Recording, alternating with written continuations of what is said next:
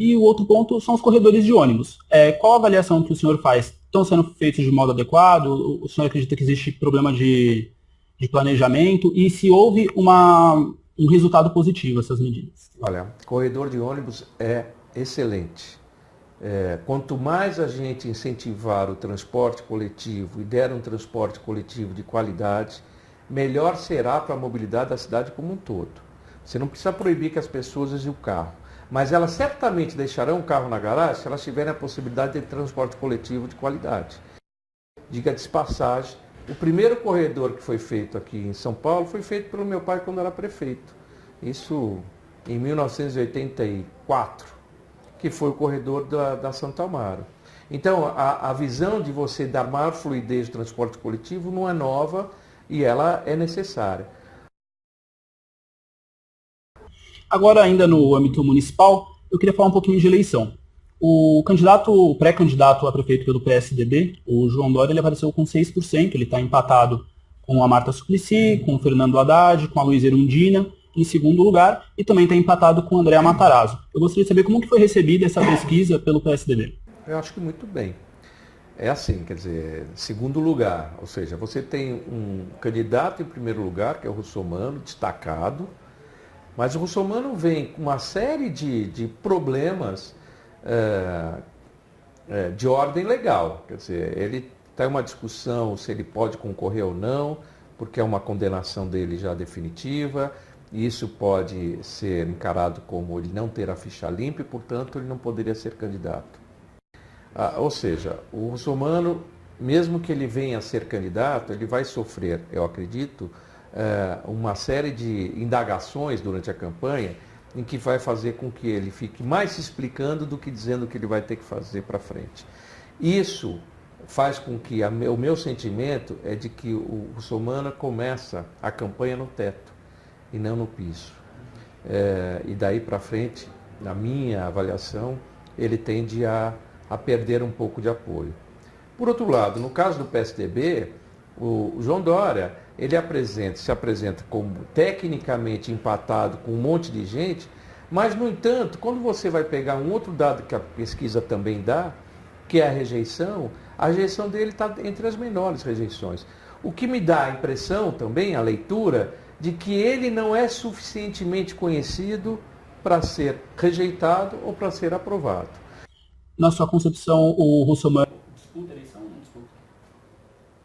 Não sei, ele pode disputar, mas ele pode ter a sua candidatura impugnada no curso da campanha. Acho que a situação dele, eu não queria estar no lugar dele. Eu preferia com certeza ele também preferiria que a decisão sobre ele ser ou não ser candidato, legalmente, fosse uma decisão tomada antes das convenções. A coisa é tão grave que uma coligação que era dada como certo do russomano, do PRB com o PTB, já não vai acontecer porque o PTB já migrou para a Marta. Porque a insegurança que deu a eleição dele, ficou claro que...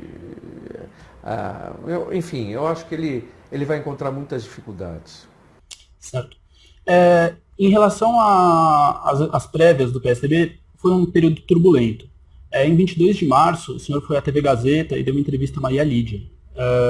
E, na ocasião, o senhor falou que existia investigações a respeito das denúncias que o André Matarazzo fez ao João Dória. Eu queria saber agora, em julho, o PSDB já apurou as denúncias? Já está encerrado o processo? Já está encerrado o processo. Internamente já está encerrado.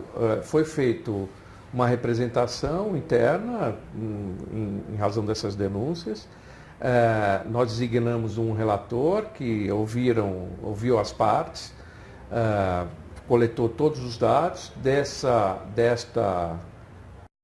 desse relatório. Foi submetido não à executiva municipal, mas a gente fez uma reunião com todo o diretório municipal do PSDB e apresentamos o relatório e no final esse relatório foi votado.